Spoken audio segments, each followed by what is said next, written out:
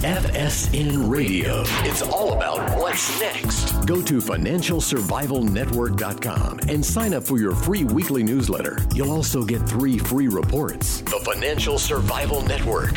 It's all about what's next. Welcome. You are listening to the Financial Survival Network. I'm Kerry Lutz, and it's 8/27/18. Well, a lot of things going on. First and foremost, we moved the studio. If the sound is a little bit different, we're still setting up the studio. Like I said before, we're going to be able to do a lot of video. Great video. I don't want to do video like you see so many people on YouTube that they just pop out their smartphone. It's like a 3-year-old did it. Actually, my younger kids could do it better than most of these people do. High production values, it's what you kind of expect from us. And I don't want to do anything that's going to diminish that. But video, important, very important medium. You have to be able to communicate on all mediums now. And speaking of communicate, we urge you to be part of the show. When I knock down my latte in the morning, I read your emails. It's the best part of my day. The email address again, kl@kerrylutz.com.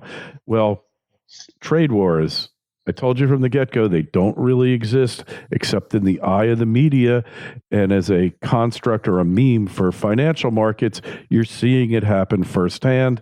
New trade deal supposedly pending with Mexico. I will posit this. It might not be in the written deal, but part of that deal is going to be enhanced border protection by the Mexican security forces, whether they're army, cops, whatever, which will help a little bit. They're not exactly known for their veracity or their honesty, any of the authorities in Mexico, but you could make that allegation here in the United States too, and you wouldn't be wrong. Well, there's also debt. Debt is escalating, household debt, every type of debt in the U.S. Is that a good thing? Well, Jordan Goodman of MoneyAnswers.com is back with us now. Jordan, welcome back. Great to be with you again, Kerry. So debt. It's a 4-letter word for a reason. Unfortunately, so is love. That one I don't quite get, but maybe I do, and I just don't want to understand it. But debt, good reason why it's a 4-letter word, right? Well, it is. It feels good at first, but then it kind of traps you later. And so the latest numbers we just got from the Federal Reserve for the second quarter, consumer debt was up 4.5% to an all-time record high of $3.9 trillion. And the big three that are driving it are car loans, which is up to about $1.1 trillion. Credit cards is now just over $1 trillion. And student loans is up to $1.5 trillion. That's growing the fastest. And people are doing it. I mean, partly it's because they're optimistic. Consumer confidence is high. People are feeling good about their jobs. So when people are confident, they spend more, they borrow more. But part of it, I think, is that people's expenses are rising at a faster pace than their income, and they're making up the difference with debt. So they're getting into credit card debt to pay for that. I think the big expenses that are growing right now, Kerry, are healthcare, a lot of unreimbursed healthcare expenses of various types, taxes, like property taxes and local taxes in many cases, even federal taxes. The tax law change was not a tax cut for everybody. Some people, particularly in high tax states, are going to see a huge tax increase. Sounds like you might be one of those people, huh? Well, luckily I rent, so I don't own. Where I am in Westchester smart. Has taken a major hit. Sales are down about 25% in the first half of this year compared to last year, because people just don't want to take on these huge houses with these huge property taxes and huge mortgages that are not going to be deductible as they were in the past. So that's really hitting the housing market in what normally would be a very booming area, being close to New York and booming Wall Street. So just people's expenses are going up for a lot of different things. Tuitions are still going up a lot. Energy is going up. So people's expenses are going up, but their income is not going up for the most part. I mean, overall wages are going up supposedly 2.9%. Yeah. But a lot of people aren't even getting that, or getting minimal kind of wage increases. So I just think that's why people are going into debt. And we've been through this story before, okay? Doesn't end well. Does not end well at all. We peaked in about 10 years ago, middle of 2008. And then the credit crunch happened when people started abandoning their homes and getting foreclosed on their mortgages. And remember, the banks cut people's credit lines dramatically, the credit crunch and all that. So then debt went down like 2009 through 2011, partly because people wanted to and partly because people had to. They were abandoning their homes and having their credit lines cut. And then it kind of came back, and now we're roaring back to all-time record highs in all the different areas of debt. I can give some help in all three of those, but the overall trend is definitely worrying, Harry. Yes. Yeah, well, the tree, just like financial markets, the tree cannot grow to the sky. And when it comes to debt, there are limitations on how much debt can be amassed, right? I used to think there were anyway, but maybe I'm wrong. Let's just take them one at a time. Credit card debt. So it's easy to get today. Banks are pushing a lot of credit card offers out there. And it's not only the traditional credit card issuers. Now, a lot of subprime lenders have gotten into the game. Many of them backed by hedge funds or investment funds. These so-called fintech companies are now offering credit cards to people. I saw a recent number. So far this year, 1.5 million people have gotten credit cards with credit scores below 600. Wow. I mean, it's pretty staggering. That's a lot of people who in the past would not have gotten credit cards at very high interest rates. It's like the SATs, you know. On the SATs, if you spell your name correctly, you get 300.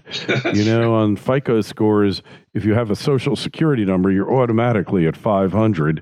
To get to 600 means that you only screwed 10 people instead of 20. That's right. Yeah, that's it. Getting new credit cards, you know. So just some brief advice on the credit card front. You can get better credit cards than these ridiculous offers that come in the mail. A free website is guidetocreditcard.com. All the best offers, frequent flyer miles, cash rebates, low interest rates. There's some great deals out there. You just got to go get them instead of wait for what shows up in the mail. And if you have a lot of credit card debt at high rates, go for a nonprofit credit counseling place because they can consolidate it all into one at a lower rate, maybe 6-7%, help you get out of it in a way that's considered a neutral on your credit score. My favorite nonprofit there is called Cambridge Credit Counseling. CambridgeCredit.org is their website. Their phone number, 800-897-2200. So on the credit card front, people are just going into a lot of credit card debt now at very high rates. And that's not going to end well, as we've both seen before. Yeah, it's totally predictable. And, you know, what did Mark Twain say? It doesn't repeat. Human history doesn't repeat, but it rhymes. And these rhymes are like hurting my ears now. A lot of rhymes. So that's the first one. The second one would be car loans, where a huge number of the car loans today are subprime, people with low credit scores. Now, in that case, it's a secured loan. And if they don't pay, they can go and pick up the car, which they do. The repo men are going to be very busy going forward here because people got some really nice cars the last few years and got payments they can't really afford. So the delinquency and default rate has roughly doubled in the last year on cars because people took on a payment they couldn't really afford. A place to help them there is a free website called MyLoanGen, Gen, myloangen.com. You go there, you put in everything about your car loan, the amount you owe, what your monthly payment is, the interest rates, how many more months you have to go. And then it gives you kind of a dial, and you can choose what interest rate and what maturity you want to change the payment to something more affordable. So say you've got a car at like 3 years to go with $500 a month, that's too much. If you moved it out to say 6 years and bring it down to $250, it's more affordable. And maybe you can avoid having the repo man take your car. The new thing now, Kerry, is that they're putting these devices in the car, the kind of ignition control devices. Yeah. I know. So if you don't make your payment, they're going to turn your car off. You're driving in the middle of the highway, and all of a sudden your car dies, which is kind of dangerous, but they do it anyway. And with the GPS, they know exactly where to go and send the repo man to pick up your car. You do get a better rate, though, if you consent to that form of extortion. Correct. Gives you like 1% less, I heard, in some places, but still. It's under control. Yeah. In old days, you know, you saw all these repo men going around with shotguns and taking cars in the middle of the night and all that. It's much easier to repossess a car today. So that's up to about 1.1 trillion of car loans. And then I think by far the fastest growing of these debts is student loan debt, up to over 1.5 trillion. People are just going back to college now. And in many cases, they just don't have a choice. They haven't saved close to enough. I know. the kids get maxed out. The parents get completely maxed out with Parent Plus loans. And now the grandparents are being asked to contribute to their grandchildren to raid their 401ks and their home equity loans. So everybody's getting in debt because the cost of college keeps going up. And in many cases is not paying off for people. People are graduating with an average of about $39,000 in student loan debt. And in many cases are not getting careers where they can pay that off in any kind of reasonable way. And that's a 30-year debt, Kerry. That's not like 1 or 2 years. It's like taking on a mortgage, basically, and first job. And non-dischargeable in bankruptcy, of course. Right. So the one thing you can do is, if you have a lot of student loan debt, is consolidate it all into one at a lower interest rate. The place I think is best is called Credible. So a website for that is credible.com, and then do /money answers. I know it's me that way. You get $200 off your first payment. They've got a platform of about 10 different lenders who will refinance both private loans and federal loans into one at about 2 to 3% interest rate, something like that. So it doesn't get rid of them. This is not Bernie Sanders where you just forgive all the student loans, but getting them down to a lower interest rates can help a little bit. But it's the problem of the millennial generation now, is the huge amount of student loan debt. Yeah, Trump should just unilaterally give an executive order and tell the colleges, you know what, you got to cut back your tuition 15%, like he did with the drug companies, right? Right. And what are they going to do? I think they delayed the increases, is what happened with the drug companies. Yeah, well, whatever. They didn't raise their prices, and they're going to be, they're going to try to do it when he's not watching or try to get his approval. I don't think it's going to work out well for them. I think that that he can give them the ultimatum. All those increased tuitions and fees do is go to pay inflated salaries of professors, to give them more sabbaticals because they work too hard, to hire, teaching assistants. Yeah, administrators, things that do absolutely nothing to enhance the quality of education, higher education in America. So let's stop with the nonsense and let's just stick it to them, because they've been sticking it to us all this time. It's time to really just get this thing under control. And but the problem is you have a supply-demand imbalance, is that you've got, Harvard's taking like 5% of the people that apply, and they're all qualified basically. So if you've got that much demand and limited supply, they can raise prices like that, and they do. And they're always complaining. Yeah. From all the colleges I went to, I get complaints all the time that tuition's only $65,000 and it's only paying for half of their real cost, and we're desperate for money and all that kind of thing. Even these well-endowed colleges. That's so annoying. Harvard doesn't even need to charge tuition. That's the deep, dark secret. They don't need to charge tuition because the income from the endowment and the contributions they get every year, enough to pay for all of their operating costs. Right. So you know what? But Harvard, you just say, you know what, guys, no student loans for you. None for Harvard.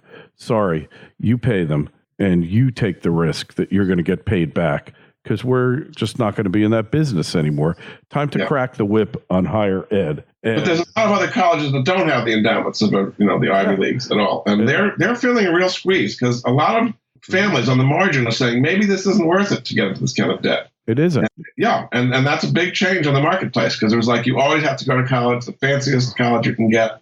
Maybe a community college, maybe a technical school is a better way to go. Hey, this is what I tell you, like often, you've been listening, is the first thing, the strategy to minimize higher education expenses is don't let your kid be stupid. Make sure that they go into, AP courses, because AP courses in college actually translate into college courses.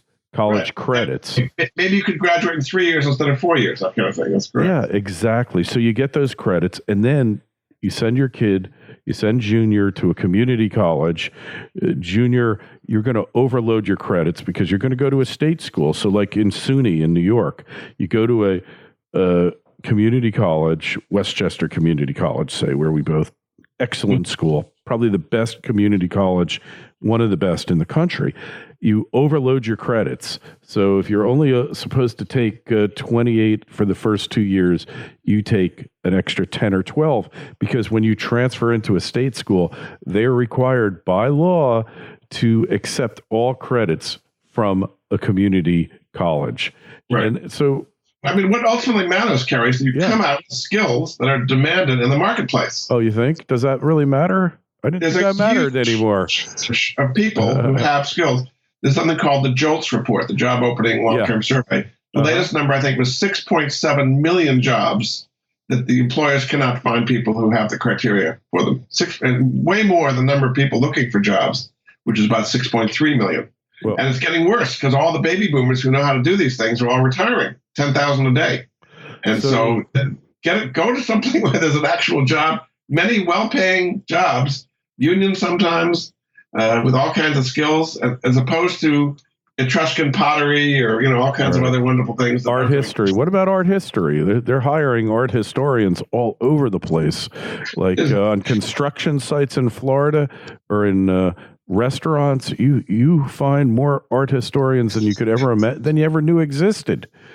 Yes. So anyway, this big mismatch is a generational problem here. You have these people coming out with this huge student loan debt without skills that are necessary. Can't do anything. They know nothing. Right. And then you have all these people, all these jobs that they can't find people who are creditors. It's just this massive mismatch. You want to see unemployment rate go down? That would be a wonderful thing, to get the people trained for the jobs that actually exist. It would help the employers, help the employees, and help the economy big time. Well, here's the thing, Jordan. If God forbid you or I wanted to get a job now, we're too old for the marketplace, right? But the other thing is, like, what could we do?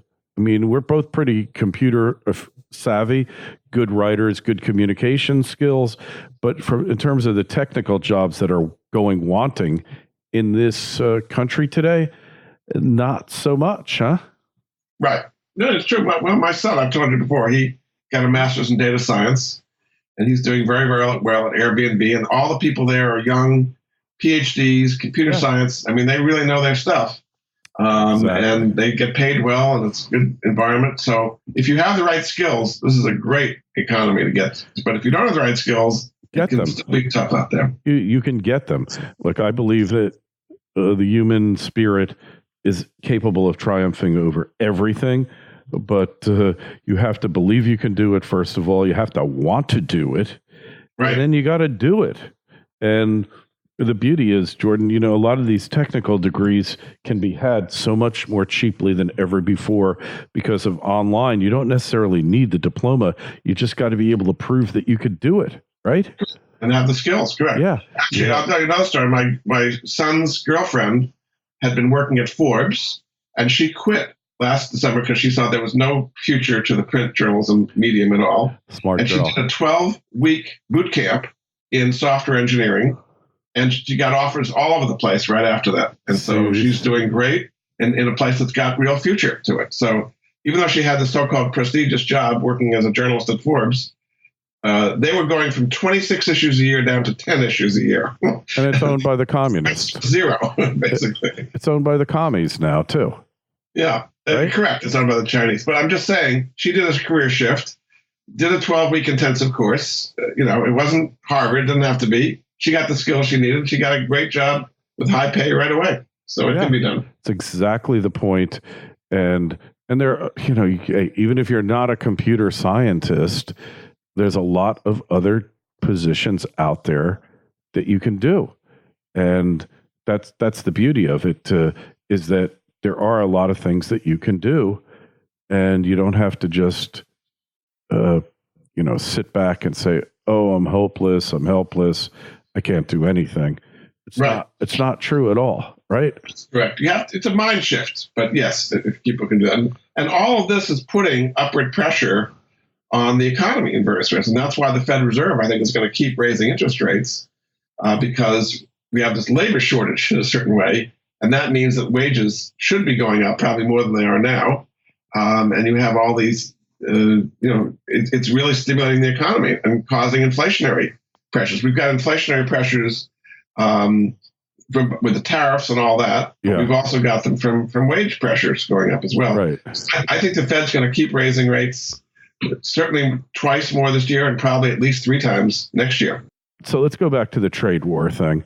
Okay. All right. So Mexico capitulated. The EU capitulated.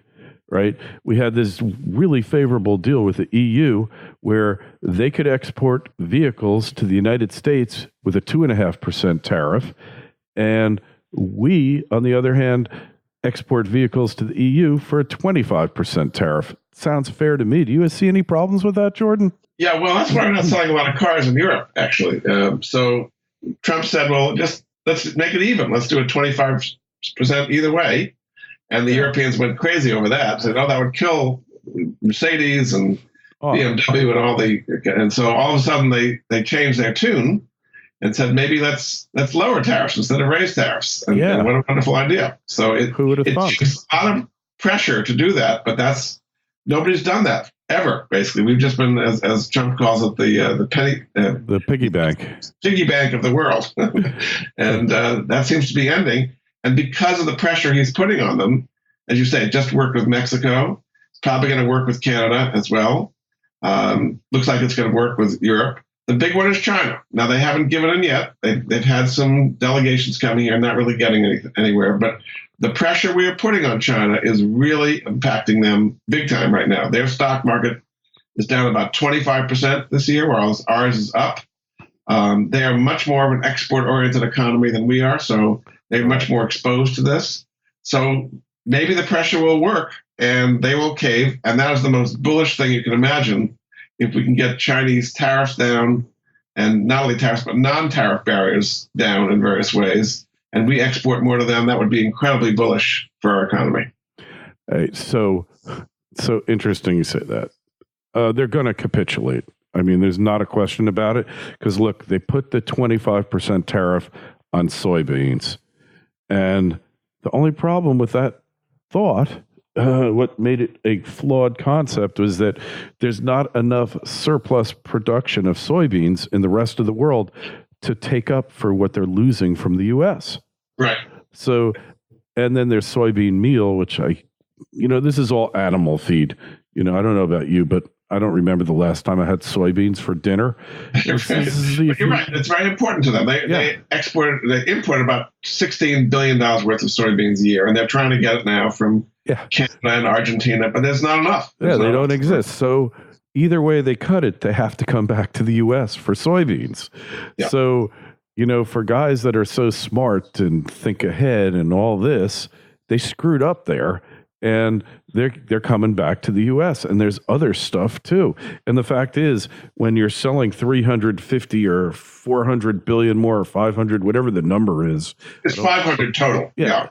They're a lot more dependent upon export to us than we are exporting to them. Obviously, we don't want to lose that market. But there was an event that took place last year, and I think we talked about it a little. We used to export all of our garbage, recyclables. Right. And they stopped taking that. That's right. And that was our 5th largest export to the damn place. Like corrugated cardboard boxes. They send the crap over here, we take it out, and then we send them the boxes back to recycle. And they don't want it. I mean, the nerve of these people. How could they not want, of all the countries in the world, the U.S. is probably the best producer of garbage on the planet. We're very good at it. We do it so well, and our garbage is worth something. Unlike most, they pick through it. You go look at Slumdog Millionaire in India. Right. I mean, it's a whole industry. They're picking through the garbage. So, I think that's what really was a precipitating factor. But what I read recently is that there's other countries in Southeast Asia who are ramping up to take our garbage because they realize it's so prime. So that's going to work itself out. But, if they won't take our garbage, what the heck are they going to take from us, Jordan? Yeah. Well, we do have some technology because they like to steal it and then copy it, basically, for a short time. And that's the other issue. It's like, hey, guys, look, you got to stop the hacking. You got to stop all this stuff. I mean, I just moved and I got this modem hooked up to my internet. And guess where it was assembled? In China. So they're listening to everything we're doing right now. Exactly. And we're listening to everything they're doing, obviously. But really, it reaches a point where you just can't play the world's patsy anymore. Yeah. We're bankrupt. Everything is going bankrupt. We gotta snap the whip at them. It's painful in the short term, but in the long term, if we can come to some agreements, as we seem to be doing now with Mexico, Canada, and Europe, that is a very, very bullish. And that would be, I think, possibly Trump's greatest legacy, if he can get that done, is to change this kind of dynamic where we're the patsy of the world, and turn things around and have more exports and lower tariff barriers. He wants no tariff barriers whatsoever. I mean, that would be a wonderful thing. People thought he was crazy. But if we were to do that, that would be a fantastic thing for America, because we have what people want around the world. We've got the technology. We can compete with anybody if we don't have these kind of unrealistically high tariff and non-tariff barriers. Exactly. So, and, it's all going to change. I think he's changed the paradigm here. And it's no longer ask what the United States can do for you. It's rather ask what you can do for the United States. Right. And you're seeing in the places that are weak, I mean, China is relatively strong, even though their market's way down. Mm-hmm. But in the places that are weak, like Turkey or South Africa or Argentina or other places like that, boy, they are really getting hurt because their trade is bad, their currencies are collapsing. The whole emerging market is in a very weak position, and Trump just pounds on them when they're down, like with Turkey. Remember, they're plummeted, and he immediately put 50% tariffs on their steel and aluminum on top of that, hit them while they're down, basically. Yeah, and that's what he's done to China, because if he didn't confront China now, we'd never be able to confront them, and they need to be. And I'm not saying that the U.S. has been blameless in all this. There's been plenty of exploitation, what these economic hitmen have done on behalf of the government and the CIA and all that. Without getting conspiratorial, we know it's happened. And, the world has a right not to be thrilled with everything the U.S. has done. We made a lot of mistakes and all of that. But at some point, somebody's got to just come and clean shop, and a new broom sweeps cleanest, right? So that's what's happening, and it doesn't concern me in the least. It's all short-term economic noise. It's not going to have any effect in the long run, because in the end, the result's going to be what he wants. He's going to get what he wants. The pain is huge. I mean, if you're in Turkey, Iran, Argentina, South Africa, Russia, a lot of places, their currencies are, never mind Venezuela, which is a complete disaster. Yeah. They're really hurting right now. And we're putting even more pressure on them, hurting them even more. So that's one of the reasons the U.S. dollar has been rising, because as compared to all these other places that their currencies are evaporating, we look an awful lot stronger. And that's why we have our issues, but nothing close to if you're in Turkey or Iran or South Africa these days. Or Venezuela, God forbid. Hey, and let's not forget that this could be, we talked about this pre-call, all of these emerging market currencies that are collapsing, and some not so emerging, like Pakistan, like the Philippines. Yes. I mean, there's like a dozen currencies, Argentina blowing up right now as we speak, Jordan. This Correct. Could be the start of the next major crisis, global crisis, and who gets out alive, right? We've seen this before. I mean, the last time we've had several currency crises, but 1997 was a so-called Asian contagion. Yep. When you had the Thai baht, and then that led to Taiwan and South Korea and all that taking a big hit. In Russia, in 1998, defaulted on the ruble. Mm-hmm. You've had Argentina. I mean, you've had a lot of currency crises over the years, and all of it makes us look better. That's what it comes down to. And they get hurt, and they need bailouts from the IMF. You see what happened with Greece. I mean, Zimbabwe, all these places, they have very, very strict austerity programs they put in when they get into this kind of situation. Kind of similar to what we began the conversation about is the domestic debt that we're seeing for credit cards, student loans, and car loans is dwarfed by the amount of emerging market debt. I mean, that's only like $4 trillion. If you add up the debt of all these countries, sovereign debt, it's well into the trillions. And with their economies collapsing, you're right. I think that could be the beginning, as we saw in 1997, of a more worldwide contagion. Yep. And eventually the contagions sweep everybody up. Look, the 08-09 contagion, actually 07, started then, all started initially at subprime, and Greenspan assured us that everything was fine. Yeah, no problems. Yeah. Don't worry. That song by, was it Bobby McFerrin? Don't worry, because every little thing's going to be okay. Right. Yeah. And that was what they told us. And, they lied. So yeah, either they didn't know or they didn't want to let the word out. I mean, they have all these economists and these PhDs at the Fed supposedly watching every little thing, and they completely missed it. And I think they'd be missing that now. Last week at Jackson Hole, people were, all the Fed governors were there, Powell and all the Fed governors, and they hardly mentioned what we just talked about, the emerging market currency crisis going on. It was not on their radar, really. So I think you're right. It's something that's happening. We're seeing it in front of our eyes, and it's not something that people are really paying much attention to. And all of this, as far as I'm concerned, means where you want to put your money is inside the U.S., in places that are going to be solid, giving you decent yields, because if you just keep your money in the bank, you're pretty much earning zero these days. And certainly I would not be putting it in emerging markets where their currencies are collapsing. Yeah. I mean, I've mentioned before, it's always been popular with the real listeners. An alternative that I'm involved with are called secured real estate funds, because there's a way for your money to get an 8% yield over a 1-year time frame, and the price of the shares doesn't go up, doesn't go down, it stays stable. But instead of getting 0 or 0.1 or something like on a CD, here's a way of getting roughly an 8% yield. A website for that, securedrealestatefunds.com. So it plays all the trends we're talking about, something that's domestic only. It's not going to get hurt by the foreign currencies falling. And as the U.S. looks better and our dollar rises, that's where you want to have your money. Yeah, I think that's a great point. And I think we're going to leave it at that. So moneyanswers.com. As you see, Jordan's always got answers. And to whatever financial ills you may be encountering, Jordan has thought about it and has come up with an answer.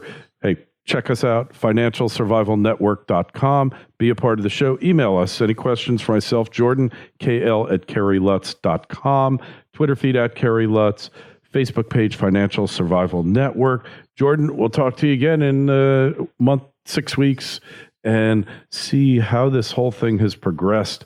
I guarantee you it's going to look a lot different than it does today. Yes, terrific. Well, we covered a lot of ground. I'm always glad to be with you, Kerry. Thanks so much. FSN Radio. It's all about what's next. Go to financialsurvivalnetwork.com and sign up for your free weekly newsletter. You'll also get 3 free reports. The Financial Survival Network. It's all about what's next.